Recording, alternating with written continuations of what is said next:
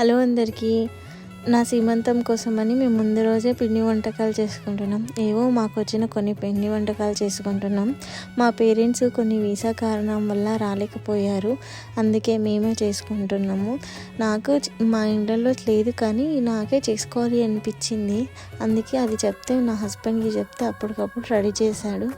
అప్పుడప్పుడు మా friends family మెంబర్స్కి పిలిచాం, కానీ వాళ్ళ షిఫ్ట్ వైజ్ ఇక్కడ యూకేలో మీకు తెలిసిందే ఉంటుంది, జాబ్కి వెళ్ళకపోతే తీసేస్తారు.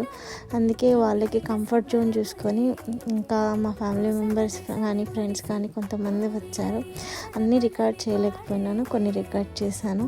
అందుకే మీకు చూపిద్దామని చూపిస్తున్నాను.